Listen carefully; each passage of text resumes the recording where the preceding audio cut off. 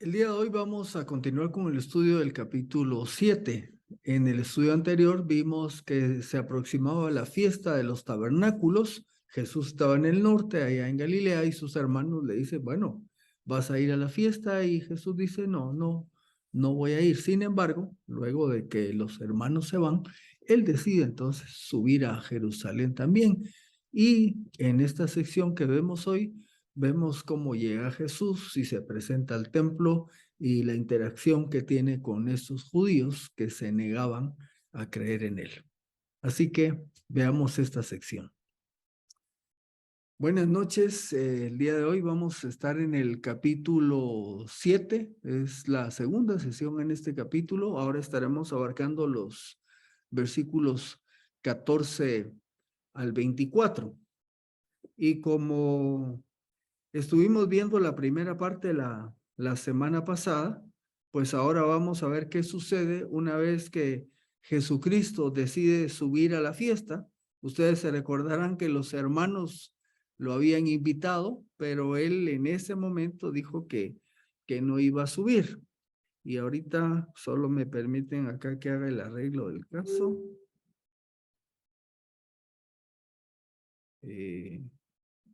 Aquí estamos. Muy bien. La semana anterior vimos que aunque Jesús declinó inicialmente la invitación de sus hermanos de subir a Jerusalén, posteriormente anota el verso 10, pero cuando sus hermanos hubieron subido a la fiesta, entonces él también subió, no abiertamente, sino en secreto. Ustedes se recordarán que había ahí la intención de eliminar al Señor Jesús, porque no convenía para los intereses religiosos ni políticos de la élite gobernante, tanto religiosa como política. Así que llegamos al versículo 14 y nos dice, cuando ya había pasado la mitad de la fiesta, subió Jesús al templo y enseñaba. La pregunta que podemos hacernos, ¿qué era lo que hacía Jesús? Bueno, el versículo es claro, dice que enseñaba. Y esto fue lo que caracterizó su ministerio, porque él se pasó esos 3 años aproximados enseñando. ¿Cómo enseñaba? Cito Mateo 7, 28 al 29, al concluir el Sermón del Monte. Y aconteció que cuando Jesús terminó estas palabras, las multitudes estaban maravilladas de su enseñanza, porque les enseñaba como quien tiene autoridad y no como los escribas. O sea, la enseñanza del Señor Jesús venía acompañada con la autoridad de su misma persona, de su misma vivencia de lo que él enseñaba. Posiblemente el Señor llegó a Jerusalén al inicio de la fiesta, pero no llegó a la zona del templo, sino hasta la mitad de esta festividad. De alguna manera, esto tomó desprevenidos a los líderes, porque se recordarán que en los primeros 7 versículos, ya cuando había iniciado la fiesta de los tabernáculos, se preguntaban si iba a llegar. Pero como no lo vieron, posiblemente, pues si estaban preparando algo, como digo aquí, los agarró desprevenidos. Es interesante que dice que llega Jesús y estaba enseñando. En la zona del templo habían varios lugares abiertos, estaba la parte más exterior que era el patio atrio de los gentiles, y luego uno más interior que era donde solo podían entrar los judíos, había uno para mujeres también, y entonces comentan los que estudian esto, que un rabí llegaba y se ubicaba así en algún sector de ese patio abierto, se sentaba y entonces la gente alrededor o sus discípulos se sentaban para escuchar sus enseñanzas. Así que de esta manera Jesús sube, se ubica y empieza a enseñar y la gente lo empieza a escuchar. Versículo 15. Entonces los judíos se asombraban diciendo, ¿cómo sabe este de letras sin haber estudiado? Obviamente lo miran rodeado de personas y él enseñando. Ahora bien, en aquellos días, en aquellos tiempos, en la cultura judía, los varones usualmente sabían leer y escribir. Así que el comentario de que este era un hombre sin letras no están diciendo que fuera, que no supiera leer ni escribir, sino que estaban asombrados, pero la pregunta es, bueno, entonces, ¿por qué estaban asombrados? Pues si era normal que supiera leer y escribir, ¿cuál era la novedad? Lo que ellos estaban queriendo decir, este tema de cómo sabe este de letras sin haber estudiado, era esto. El hecho era que Jesús, y eso era lo que ellos conocían, Jesús no tenía los estudios formales de la escuela rabínica, y para los judíos esa era la única clase de formación teológica válida. O sea, tenían sus rabinos destacados que enseñaban y formaban sus discípulos, y esto a su vez a los otros. Si ustedes se recordarán, tenemos el testimonio de Pablo, que dice allá más adelante que él fue formado a los pies de Gamaliel, uno de los rabinos sobresalientes que aparece precisamente ahí en las Sagradas Escrituras. Gamaliel en una oportunidad interviene en el Sanedrín, ¿verdad? Entonces ellos estaban acostumbrados a este tipo de formación formal. Jesús no se había formado de esa manera, y a eso se refieren cuando dicen cómo es que este hombre sin letras está enseñando. Bueno, como recién vimos hace un par de diapositivas, al concluir el Sermón del Monte, repito el versículo, y aconteció que cuando Jesús terminó estas palabras, las multitudes estaban maravilladas de su enseñanza. Subrayo, porque les enseñaba como quien tiene autoridad y no como los escribas. Obviamente, la enseñanza de Jesús había impactado durante todo ese tiempo y todas las regiones que anduvo a sus oyentes, porque era una enseñanza vívida. Aquí podemos preguntarnos, ¿qué era lo que impactaba de Jesucristo? Aquí les voy a dar dos palabras. Aquí anoto la relación entre ortodoxia y ortopraxis. Bueno, la ortodoxia, podemos decir, se refiere a la enseñanza correcta. O sea, una persona puede tener la enseñanza correcta, y hablando en el contexto bíblico, pues se puede tener una muy buena formación bíblica, teológica, ¿verdad? Formal, académica, pero está el otro lado de la moneda, que es la ortopraxis, y esto se quiere decir la práctica correcta, la buena manera de vivir todo aquello que se supone se deriva de la ortodoxia. Espero no confundir aquí, pero como anoto acá en este párrafo, qué bueno podemos decirle a alguien que tienes una formación bíblica teológica, pero ¿cómo la vives? ¿Cómo te relacionas con los demás? En nuestros días, usted podría decir, ¿quién podría ser una persona bien preparada? Bueno, digamos, uno que egresó de un seminario, diríamos, esta es una persona bíblicamente, teológicamente bien preparada. Pero eso no es suficiente, porque el otro lado de la moneda es cómo es su práctica, cómo vive. Es una persona accesible, es una persona que se relaciona con los demás, es una persona que esto que sabe, que aprendió, lo lleva a la práctica, a la manera más sencilla de convivir con los hermanos. Entonces, esa es una pregunta que nosotros tenemos que hacernos para nosotros mismos. No sé si a ustedes les ha tocado alguna vez estar en una iglesia o algún evento donde pasa a hablar un predicador muy elocuente, muy erudito, muy bien preparado, expone la palabra, y uno pues dice, wow, qué bárbaro. Luego cuando termina el mensaje, este predicador se baja y es una tumba de hielo, ¿verdad? Porque ni siquiera saluda, sale corriendo, se va. Entonces uno dice, ¿y aquí qué pasó? Entonces, ya estamos hablando aquí de Jesucristo. ¿Qué caracterizaba a Jesucristo? Porque su enseñanza era diferente, era tan vívida, porque Jesucristo vivía lo que estaba enseñando. Era un hombre también de relaciones. Ustedes se recuerdan que así como él podía estar hablando con los líderes de los judíos y debatiendo sobre temas de profundidad teológica, podríamos decir, el Señor Jesús también en un momento dado podía estar sentado en una mesa. Se recuerda cuando está en aquella reunión con los publicanos, y con mujeres pecadoras, y está comiendo con ellos. Y la gente, siendo él el Mesías, la gente se siente cómoda con él. Y sabían estos que lo rodeaban que eran pecadores, pero en la presencia de Jesús y entendiendo que él era Señor, ellos se sentían, digamos, con esta confianza de poder estar con él. Bueno, esto era lo que diferenciaba a los líderes de los judíos, que no tenían esta cualidad. Podían saber mucho de Biblia, pero a la práctica era otra cosa. Nosotros deberíamos de anhelar ser personas así, que aunque aprendamos de la Biblia, podamos vivirlo, ¿me explico? Que la gente note que podemos relacionarnos, que podemos vivir eso que estamos enseñando. Dios nos ayude para que eso sea una realidad.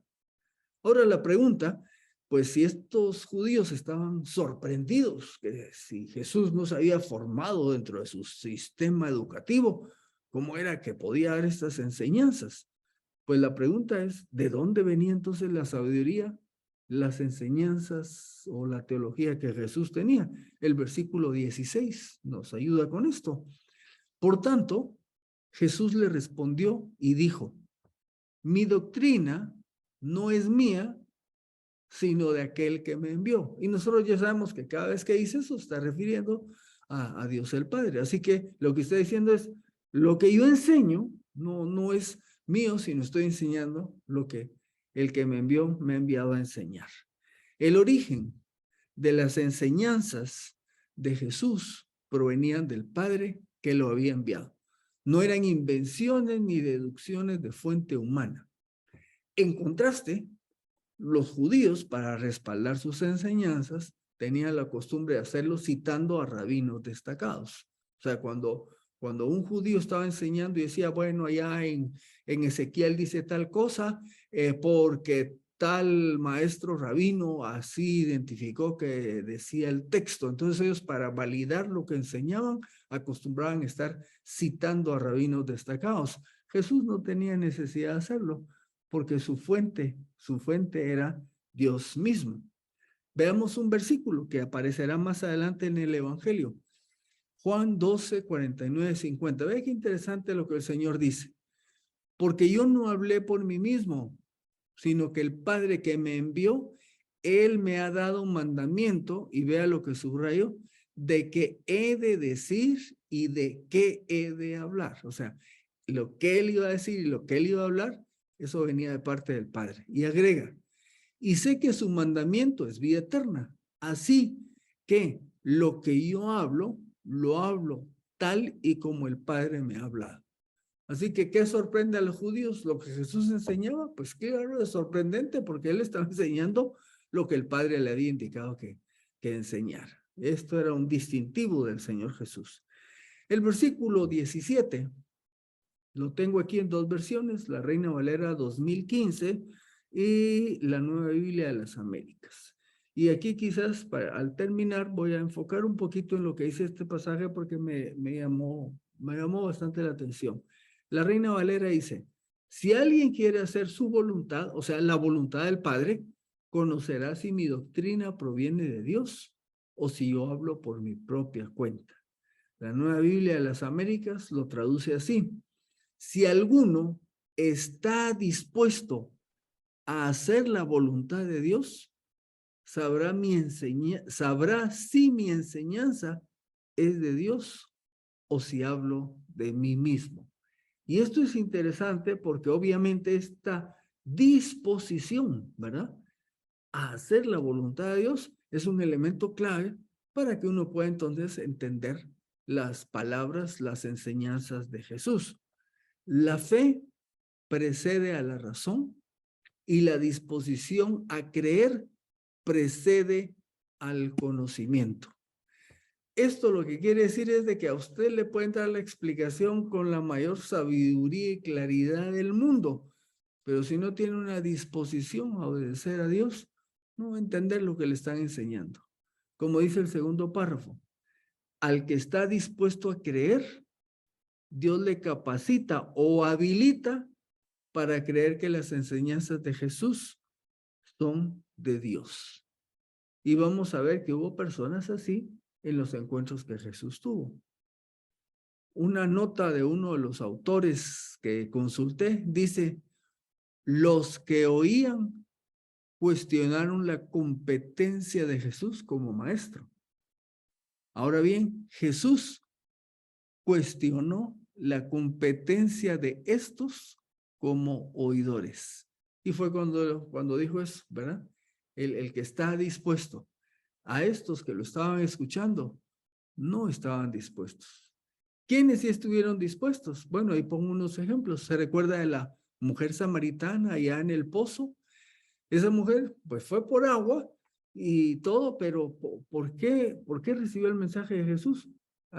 Y eso era una mujer pecadora, ¿verdad? Ya vimos su múltiple vida amorosa, marital que había tenido, pero había una disposición en el corazón.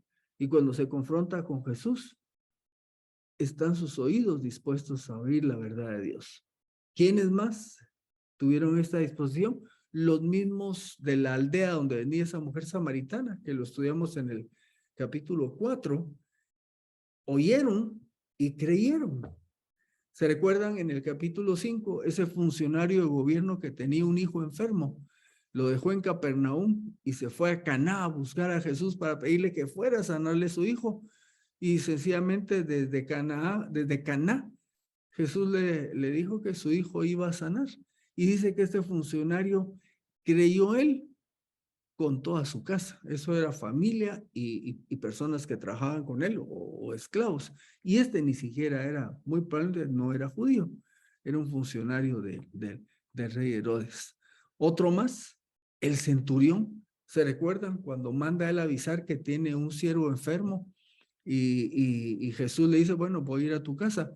Soy hombre que estoy bajo autoridad y tengo gente bajo mí en autoridad, y si le digo que ve, va, y si viene, viene. Di la palabra. Y Jesús mismo dijo, no he encontrado a alguien con la fe que tiene este hombre. Este centurión tenía disposición de creer. Así que cuando Jesús le ofreció que iba a sanar a su siervo, él lo creyó y de hecho hubo resultado. Bueno,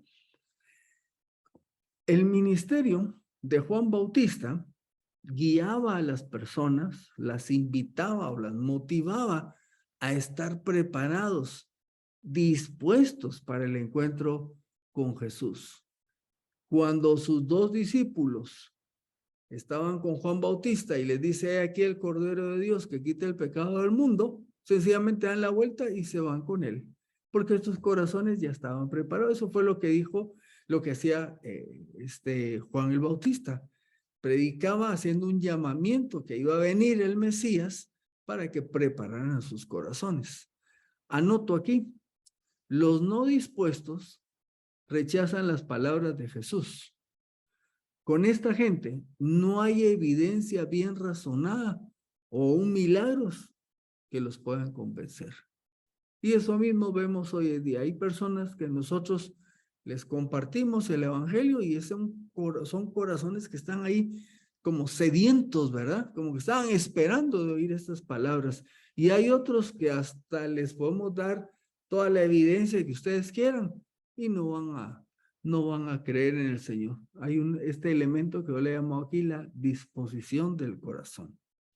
El versículo 18, Jesús dice, miren, el que habla de sí mismo busca su propia gloria, pero el que busca la gloria del que lo envió, este es verdadero y en él no hay injusticia.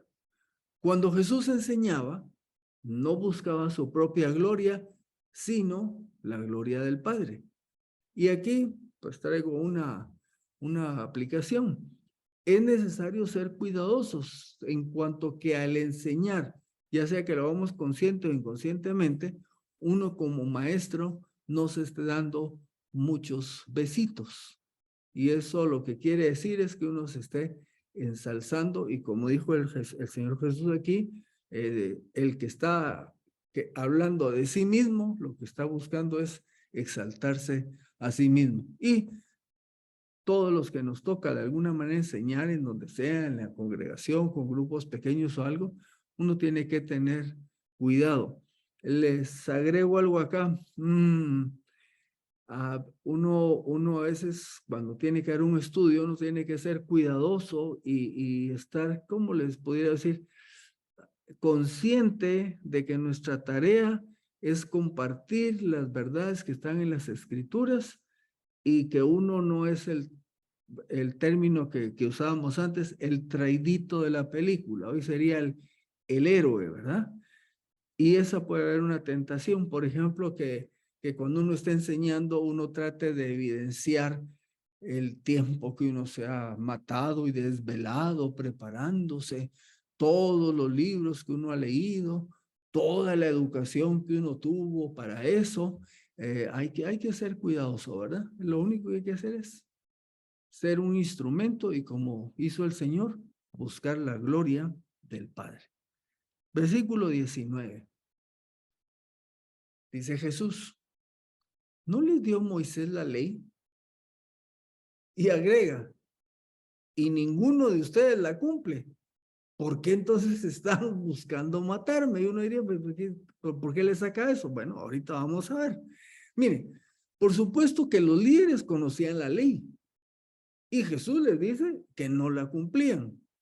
Ahí en Santiago 2:10 afirma esto, porque cualquiera que guarda toda la ley, pero ofende en un solo punto, se ha hecho culpable de todo. Así que Jesucristo, pero tranquilo, ustedes tienen Moisés les dio la ley, pero no la cumplen, ¿verdad? Y el tema, recuérdense, que están cuestionando por qué es que enseña. Están molestos y quieren ver si lo logran sacar de escena. Estos líderes buscaban acabar con la vida del Señor, como fue expresado allá en 5:18. Por esta razón, los judíos aún más procuraban matarle, porque no solo quebrantaba el sábado, sino que también llamaba a Dios su propio Padre, haciéndose igual a Dios. O sea que claro que querían quitarle la vida al Señor, y por eso Jesús ahorita entra en este diálogo de que ellos tienen la ley de Moisés, pero ellos mismos no la cumplen. Además, a estos hombres parece que se les había olvidado Éxodo 20:13, que dice, no cometerás homicidio. Y lo que ellos estaban tratando era de matar a Jesús, ¿verdad? Y eran seguidores de las enseñanzas de Moisés. De todos modos, ellos no tenían la autoridad para aplicar la pena de muerte, ya que esa competencia, esa era competencia exclusiva del Imperio Romano. Veremos más adelante que precisamente ellos no podían aplicarle pena de muerte a Jesús. Por eso fue lo que lo pararon llevando donde Poncio Pilato, porque bajo el Imperio Romano solo el imperio podía decretar y aplicar una pena de muerte. Pero eso se va a ver más adelante.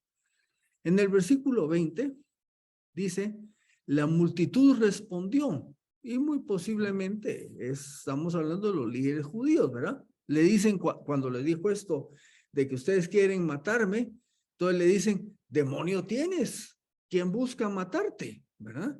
No, si habíamos visto en el pasaje que vimos que claro, que lo querían hacer. Acusan a Jesús de estar poseído o de haber perdido la razón por pensar que lo querían matar.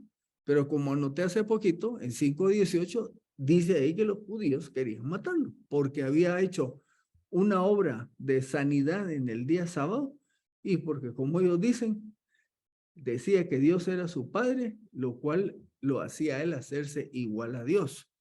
Bueno, ante esto Jesús le responde, una sola obra hice y todos se asombran. Y entonces nos preguntamos, bueno, ¿y a qué obra se refiere? Bueno, es lo que vimos en el capítulo 5. Se refiere a la sanidad del minusválido de Betesda. En el versículos 8 y 9, Jesús le dijo a este hombre minusválido o inválido o paralítico, levántate, toma tu cama y anda. Y enseguida el hombre fue sanado, tomó su cama y anduvo. Y anota el versículo, y aquel día era sábado. Y el revuelo no fue porque haya sanado a un hombre. El problema fue que lo haya hecho en día sábado. Estaba violando las normas para el día sábado de los judíos. Juan 12:37, fíjense bien, es que hizo un milagro. Un hombre que había estado por tantos años, como dice el versículo, incapacitado y de pronto anda caminando con su lecho en el hombro. Pero Juan 12:37 nos dice más adelante, pero a pesar de haber hecho tantas señales delante de ellos, ¿qué dice? No creían en él. Estos judíos con lo que él está hablando están molestos porque sanó a un hombre en día sábado y no ven el milagro de que sanó a un hombre, un milagro súper evidente, ¿verdad? No, ellos estaban centrados, es que lo hizo en día sábado. Y alguien le dice, pero es que sanó a un hombre. Sí, pero es que en el sábado no se puede hacer. Ese era el corazón duro de esta gente. Versículo 22, Jesús les dice, miren, por esto Moisés les dio la circuncisión y agrega, no porque sea de Moisés, sino de los padres. Vamos a ver el versículo que habla de esto. Y ustedes les dicen, en sábado circuncidan al hombre. Aquí les puso un ejemplo de que ellos hacían algunas cosas en sábado y le estaban a él criticando por haber dado salud a un hombre en día sábado. Bueno, pero vamos a encontrar algunos pasajes. Dice, Moisés les dio la circuncisión, pero no es que haya sido Moisés, sino que fue de los padres. En realidad, cuando se refiere a los padres, se refiere a Abraham. Allá en Génesis 17:10, Dios está hablando con Abraham y están haciendo el pacto. Y este será mi pacto entre yo y ustedes, que guardarán tú y tus descendientes después de ti. Todo varón de entre ustedes será circuncidado, ¿verdad? Esta fue la señal visible del pacto con Dios. Más adelante, Levítico 12:2 y 3 dice, cuando una mujer conciba y dé a luz un hijo varón, al octavo día será circuncidado el prepucio de su hijo. Ok, y aquí, ¿cuál es el asunto? Bueno, sí había un mandamiento de efectuar la circuncisión, pero en Levítico 12:3 establece que era al octavo día. Así que haciéndolo al octavo día, iban a haber octavos días que cayeran en sábado. Y entonces estos hacían la circuncisión en sábado para cumplir la otra ley, pero estaban haciendo una tarea en día sábado. Versículo 23.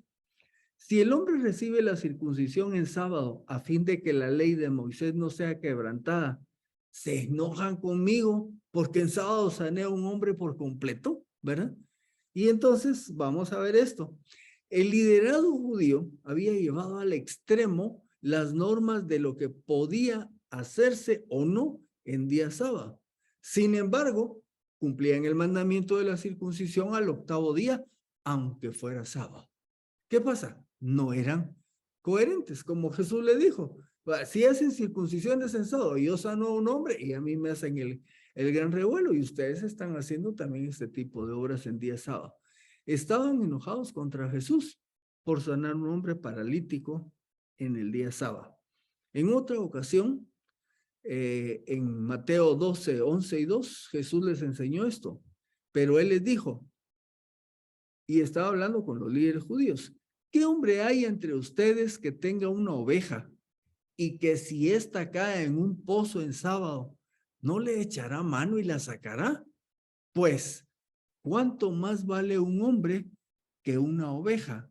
De manera que es lícito hacer el bien en sábado. En pocas palabras, Jesús no había violado nada cuando sanó a este hombre en sábado, porque él ya les había enseñado a hacer el bien en día sábado. Eso es lícito. Y se los puso con este ejemplo. Si se les va una oveja en el pozo, aunque sea sábado, va usted y la saca. Y eso no se toma como una violación de la norma del día sábado. Bueno, con esta discusión terminamos hoy con lo que dice Jesús acá en el versículo 24. No juzguen según las apariencias, sino juzguen con justo juicio. Zacarías 7:9 dice, así ha dicho el Señor de los ejércitos, juzguen conforme a la verdad, practiquen la bondad y la misericordia cada uno con su hermano. Si estos judíos, si tan solo hubieran evaluado al Señor de manera integral, hubieran podido ver que venía de Dios. Hablamos de disposición de cumplir la voluntad de Dios, ¿verdad? Si estos judíos se hubieran detenido, hubieran puesto a pensar, ok, hizo esto el día sábado, pero ¿qué fue lo que hizo? Sanó a un hombre, hizo un milagro. Pues así como nosotros circuncidamos niños, así como sacamos a una oveja que se fue del pozo y lo hacemos el día sábado y otras cosas que ellos hacían, bueno, ¿qué problema hay que Jesús haya hecho eso el día sábado? Pero, ¿qué pasó? Como le dijo Jesús, no juzgaron con justo juicio. Estaban parcializados, estaban cegados. Anoto acá un pasaje que ya vimos para que veamos cómo era una buena manera de evaluar lo que sucedió con Nicodemo. Y había un hombre de los fariseos que se llamaba Nicodemo, un gobernante de los judíos.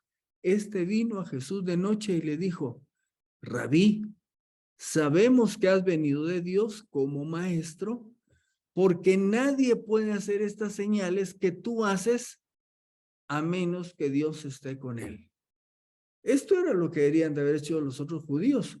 Decir, ala, ese hombre que estuvo por tantos años inválido, de pronto está caminando y anda con su... Eso es un milagro. ¿Quién puede hacer un milagro? Como ya hemos visto en otros pasajes y como aquí le dice, solo alguien, o sea, nadie puede hacer estas señales que tú haces a menos de que Dios esté con él. Lo mínimo que hubieran pensado es, bueno, este hombre, Dios los tiene que estar apoyando para que pueda hacer esto. Pero no hicieron eso, juzgaron nada más, es que violó el día sábado, esa era su necedad y estaban molestos con él. Bueno, para finalizar, si alguno o si alguien está dispuesto a hacer la voluntad de Dios, dice Jesús, sabrá si mi enseñanza es de Dios o si hablo de mí mismo. La gran tragedia del ser humano es no estar dispuesto. Por esa razón, tanta gente rechaza, no acepta el mensaje del Evangelio. Y para nosotros, pensemos en esto, que también nosotros, aunque hayamos creído en Cristo como nuestro Señor y Salvador, debemos de mantener nuestro corazón dispuesto para hacer la voluntad de Dios.